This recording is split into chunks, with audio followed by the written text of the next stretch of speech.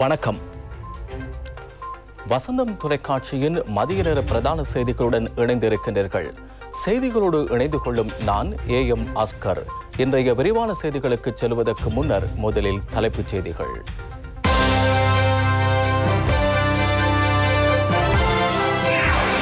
பயங்கரவாதம் மீண்டும் தலைதூக்க ஒருபோதும் இடமில்லை. ஜனாதிபதி ஐநா கூட்டத்தொடரில் வலியுறுத்து. பிரதமருக்கும் ஆளும் தரப்பு கட்சி தலைவர்களுக்கும் இடையிலான விசேட சந்திப்பு. 12 வயதுக்கும் 19 வயதுக்கும் இடைப்பட்ட விசேட தேவையுடைய சிறுவர்களுக்கு நாளை முதல் தடுப்பூசி. காற்று மாசடைவதால் ஆண்டுதோறும் 7 மில்லியன் மக்கள் உயிரிழப்பு.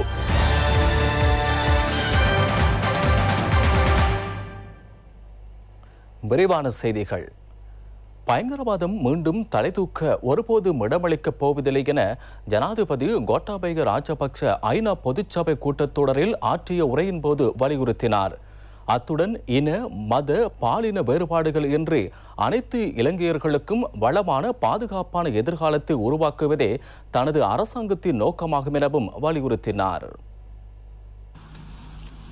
On behalf of the General Assembly, I have the honor to welcome to the United Nations His Excellency Gotabaya Rajapaksa, President of the Democratic Socialist Republic of Sri Lanka, and to invite him to address the Assembly.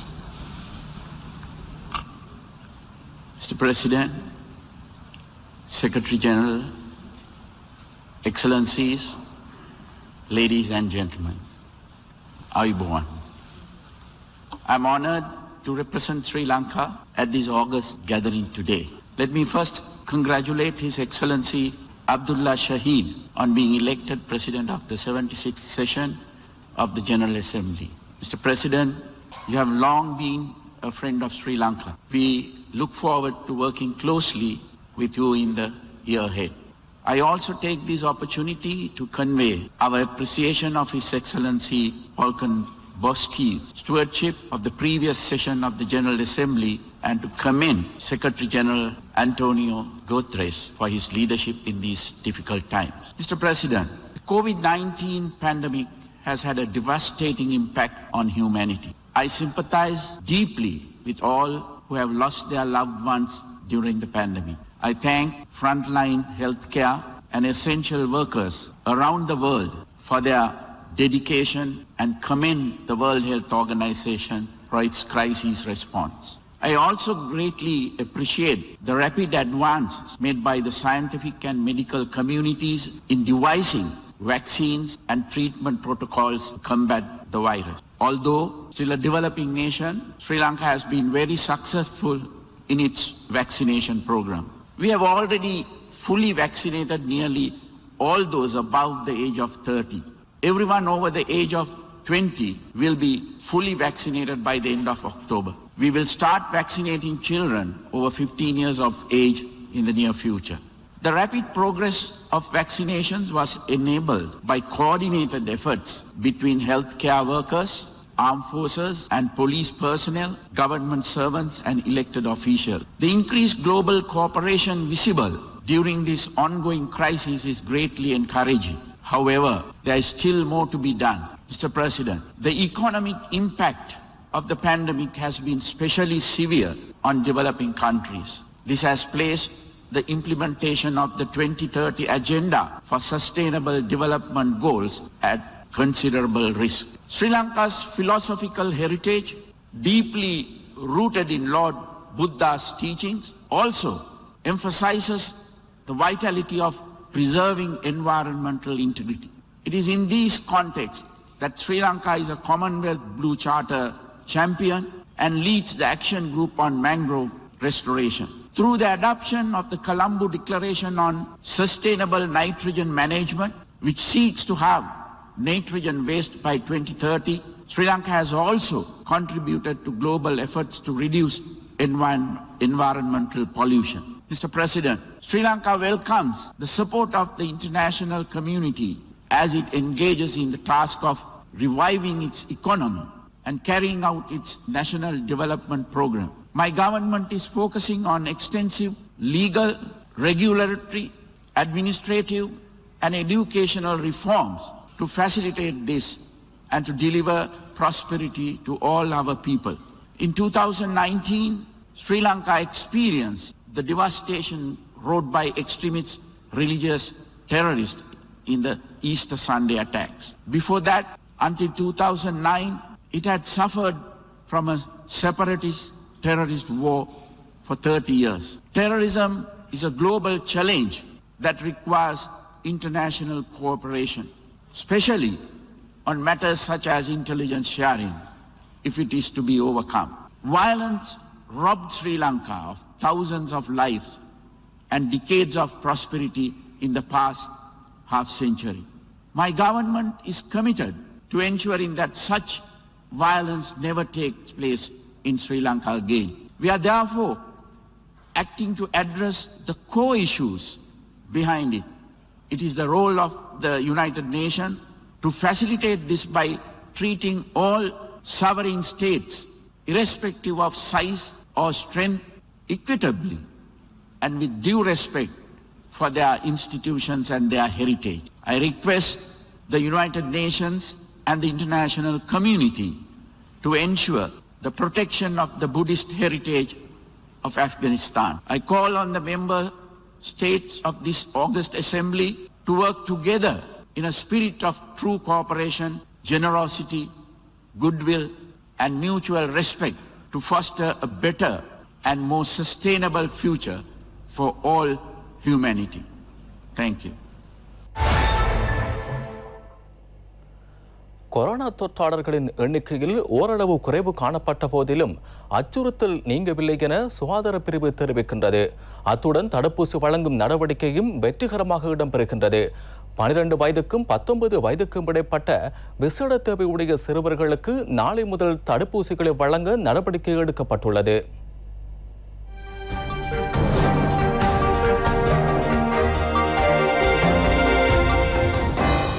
1342 corona தொற்றாளர்கள் நேற்று இனம் காணப்பட்டதை அடுத்து நாட்டின் மொத்த corona தொற்றாளர்களின் எண்ணிக்கை 5,08,672 அதிகரித்துள்ளது. இவர்களில் 61,274 பேர் வைத்தியசாலைகளில் சிகிச்சை பெறுகின்றனர். 4,35,022 பேர் இதுவரை பூரண குணமடைந்துள்ளனர். நேற்றைய தினமும் மேலும் 92 கொரோனா மரணங்களை சுகாதார சேவைகள் பணிப்பாளர் நாயகம் உறுதி செய்துள்ளார். இவர்களில் 30 வயதுக்கு குறைந்த 2 அடங்குகின்றனர். இதற்கமைய மொத்த கொரோனா மரண எண்ணிக்கை 12,376 ஆகும். நேற்றைய தினமும் 6,745 PCR பரிசோதனைகளும் 3,468 ரேபிட் ஆன்டிஜன் பரிசோதனைகளும் மேற்கொள்ளப்பட்டதாக தொற்று நோயல் பிரிவு தெரிவிக்கின்றது. இதேவேளை கோவிட் தொற்றுக்கு இலக்காகி சிகிச்சை பெற்று வந்த டாக்டர் எலியந்த ஒயிட் காலமானார்.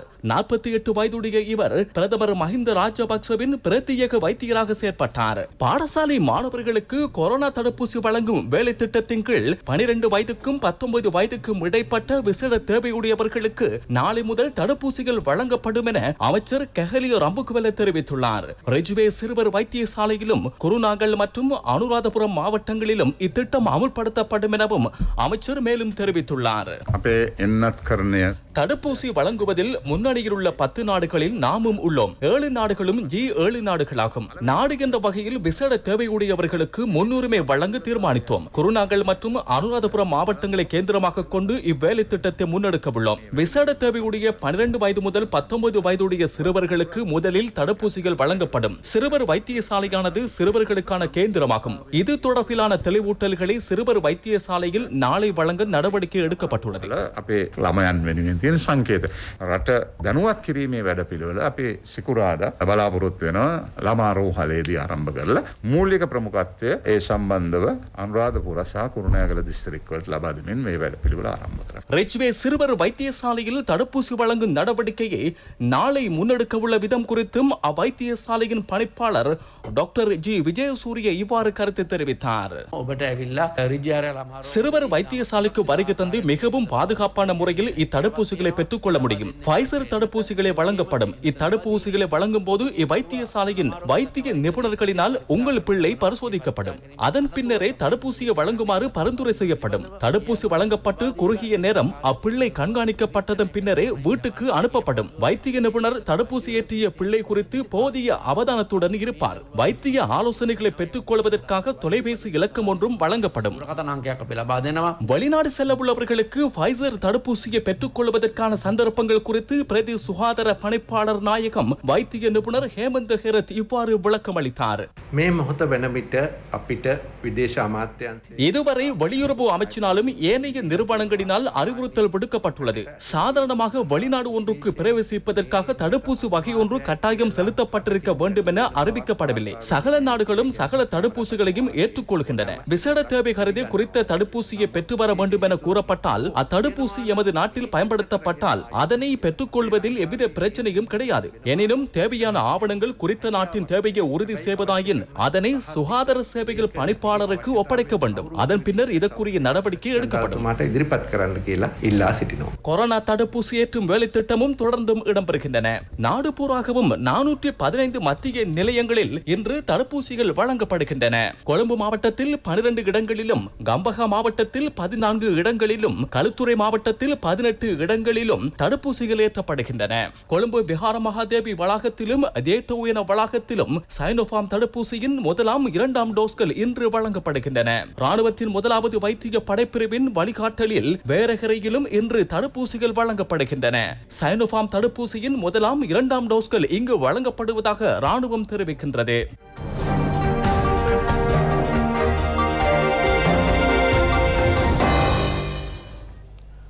பிரதமர் மஹிந்த ராஜபக்ஷவுக்கும் ஆளுந்தரப்பு பங்காளி கட்சி தலைவர்களுக்கும் இடையிலான விசேட சந்திப்பொன்று இன்று பிற்பகலில் நடைபெறவுள்ளது.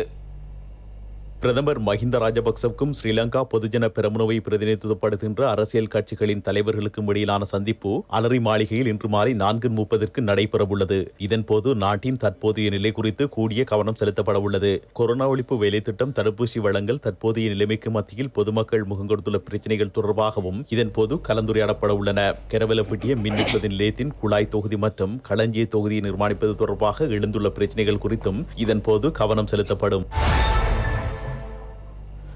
ஜனாதிபதி கோட்டாபய ராஜபக்ஷ தனது சுபீட்சத்தின் நோக்கு கொள்கை பிரகடனத்தில் கூறியவற்றையே அவர் தற்போது நடைமுறைப்படுத்தி வரும் அதேவேளை ஐக்கிய நாடுகள் பொதுச்சபை கூட்டத்திலும் அதனையே உலக தலைவர்களுக்கு மத்தியில் தெரிவித்ததாக நீதி அமைச்சர் அலி சப்ரி தெரிவித்துள்ளார். வசந்தம் டிவியின் தீர்வு அரசியல் நேரலை கலந்துரையாடல் நிகழ்ச்சியில் கலந்து கொண்டு கருத்து தெரிவித்த போதே அவர் இவ்வாறு தெரிவித்தார். ஜனாதிபதி கோட்டாபய ராஜபக்ச அவர்கள் ஐக்கிய நாடுகள் பொதுச்சபை, குறிப்பாக ஐக்கிய நாடுகளின் செயலாளர் நாயகத்தை சந்தித்த போது அவர் பல முக்கிய விடயங்களை கூறியிருக்கின்றார். வெளிநாடுகளில் உள்ள தமிழர்கள் இங்கே மீண்டும் நாட்டுக்கு வரலாம், இப்படியான பல விடயங்களை அவர் கூறியிருக்கின்றார். அந்த விடயங்கள் குறித்து ஒரு நீதி அமைச்சர் என்ற ரீதியில் நீங்கள் என்ன கூற விரும்புகிறீர்கள்? ஜனாதிபதி அவர்கள் அவருடைய கேம்பெயின்லேயும் அதுக்கு பிறகும் சொன்னார் நாங்கள் எல்லாருக்குமாகத்தான் இலங்கையில் பிரசிடெண்ட்டாக வாரதும், அதனால் நாட்டில் அனைத்து மக்களுக்கு இடையிலையும் வரக்கூடிய வித்தியாசங்களை குறைச்சி அவங்களுக்கு இடையில் ஒத்துமை உண்டாக்குறதுக்காக அவர் ரெடின்னு சொல்லி இனி அதனால் சில முக்கியமான வேலைகளை செஞ்சாங்க. இப்போ நாங்கள் வந்த நேரம் சிலவங்க நம்பிக்கொண்டு இருந்தாங்க, நாங்கள் வந்தால் மிஸ்ஸிங் பர்சன் ஆஃபீஸை க்ளோஸ் பண்ணி போடுவோம், ரெப்பரேஷன் ஆஃபீஸை க்ளோஸ் பண்ணி போடுவோம், office of national unity and ரிகான்சிலியேஷனை க்ளோஸ் பண்ணி போடுவோம். நாங்கள் அதை ஒன்றும் செய்யலை, அதை வச்சு அதை இன்னும் ஸ்ட்ரென்தன் பண்ணோம். போன வருஷம் மட்டும் நாங்கள் ஒரு கிட்டத்தட்ட 1 பில்லியன் கட்டி இருக்கிறோம் லாஸ்ட் 2 இயர்ஸாக வந்தியாக. இனி அதனால் ஆஃபீஸ் ஆஃப் மிஸ்ஸிங் பர்சன்ட்டு நீங்கள் கண்டிருப்பீங்க, நாங்கள் கிளிநொச்சியிலேயும் ஒரு ஆஃபீஸ் ஒன்று தொடர்ந்தோம். இனி அதனால் எனக்கு கிடைச்ச இன்ஸ்ட்ரக்ஷன்ஸ் அந்த 3 இன்ஸ்டிடியூஷனும் இந்த மினிஸ்ட்ரியில் தான் இருக்கிறது. எனக்கு இன்ஸ்ட்ரக்ஷன்ஸ் கட்டாயமாக நாங்கள் மனுஷருக்கு இடையில் ஒத்துமை உண்டாக்குறதுக்காக எங்களால் செய்ய வேண்டியதை செய்யணும். இனி அதனால் ஜெனிவின்லி தான் அவர் இந்த ரிக்வெஸ்ட்டை கொடுத்துருக்கிறாங்க. இனி எங்களுக்கு இடையில் இலங்கையின் என்ற முறையில் பல வித்தியாசங்கள் இருக்கத்தான் செய்யும். ஆனால் யூனிட்டி இன் டைவர்சிட்டின்னு சொல்லுவாங்க. எந்த வித்தியாசம் இருந்தாலும் நாங்கள் பேசி கதைச்சி இந்த வித்தியாசங்களை குறைச்சி கொண்டு இலங்கையினர் இப்படி முன்னுக்கு போகிறதுன்னு தான் முக்கியம். இனி அதை வச்சு தான் அவர் அப்படி பேசியிருக்கிறாரு. இனி அதனால் நான் சொல்கிறேன், இது ஆப்பர்ச்சுனிட்டியாக யூஸ் பண்ணி இந்தியா மட்டும் இந்த ப்ராப்ளத்தை சால்வ் பண்ணி கேப்பை ரிடியூஸ் பண்ணி இலங்கையின் 2 முறையில் ஒன்றுக்கு வாழ்கிறதுக்கு கூடிய ஒரு சந்தர்ப்பத்தை உண்டாக்கி தான் எங்களுக்குள்ள சவால். சம்பள முரண்பாட்டை நீக்குவதற்காக வழங்கப்படுகின்ற சம்பளத்துடன் 5000 ரூபாய் கொடுப்பனவையும் இணைக்க வேண்டும் என இலங்கை ஆசிரியர் சங்கத்தின் செயலாளர் ஜோசப் ஸ்டாலின் தெரிவித்துள்ளார். ஆசிரியர் அதிபர் தொழிற்சங்க நடவடிக்கை தொடர்ந்து முன்னெடுக்கப்பட்டுள்ள நிலையில் மாணவர்களுக்கு ஒன்லைன் கற்பித்தல் நடவடிக்கையில் ஒரு சில ஆசிரியர்கள் ஈடுபட்டுள்ளனர். இவ்வாசிரியர்களுக்கு பல்வேறு அச்சுறுத்தல் விடுக்கப்படுவதாக கடந்த தினங்களில் தகவல்கள் தெரியவந்தன. இவ்வாறான நபர்களுக்கு எதிராக சட்டம் தீவிரப்படுத்தப்படும் என அரசாங்கம் வலியுறுத்தியுள்ளது. இதேவேளை இலங்கை ஆசிரியர் சங்கத்தின் செயலாளர் ஜோசப் ஸ்டாலின் ஊடாக சந்திப்பின் போது தற்போது வெளியிடப்பட்டுள்ள சுற்று நிருபத்திற்கு அமைய பாடசாலைகளில் கல்வி நடவடிக்கைகளை ஆரம்பிக்க ஆசிரியர் சங்கங்கள் தயாரில்லை என தெரிவித்திருந்தார். விமானப்படையின் 7வது வானூர்தி படைப்பிரிவின் 27வது ஆண்டு நிறைவு கொண்டாடப்பட்டது. 1994ஆம் ஆண்டு செப்டம்பர் 23ஆம் தேதி 401வது இலக்க படை அணியாக அமெரிக்காவில் தயாரிக்கப்பட்ட பெல் 212 மற்றும் பெல் 206 வானூர்திகளுடன் இப்படை அணி ஹெங்குராங்கொடையில் ஆரம்பித்து வைக்கப்பட்டது. 1996ஆம் ஆண்டு மார்ச் 23ஆம் தேதி இப்படைப்பிரிவு 7ஆம் இலக்க வானூர்தி படையாக பெயரிடப்பட்டது. இப்படைப்பிரிவுக்குரிய வானூர்திகள் மூலம் மனிதாபிமான நடவடிக்கையின் போது யுத்த வெற்றிக்காக பல்வேறு பங்களிப்புகளையும் வழங்கின. தற்போது இந்த வானூர்திகள் மூலம் திடீர் வைத்திய உதவிகளை எடுத்துச் செல்லல், தீயணைக்கும் நடவடிக்கைகள், இயற்கை அனர்த்தங்களின் போது மனிதாபிமான உதவிகளை வழங்கல் போன்ற பல்வேறுபட்ட செயல்பாடுகளுக்கும் பங்களிப்பு செய்யப்படுகின்றன. இப்படைப்பிரிவினால் மேற்கொள்ளப்படுகின்ற பாரிய சேவைகளை பாராட்டி 2019ஆம் ஆண்டு மார்ச் 2ஆம் தேதி ஜனாதிபதி வர்ண தரப்படுத்தலில் இலக்கம் 7 வானூர்தி படையணியாக மாற்றப்பட்டது. மட்டக்களப்பு மாவட்டத்தில் சட்டவிரோத கசிப்பு உற்பத்தி நிலையம் சுற்றி வளைக்கப்பட்டதுடன் 2 பெண்களும் கைது செய்யப்பட்டனர்.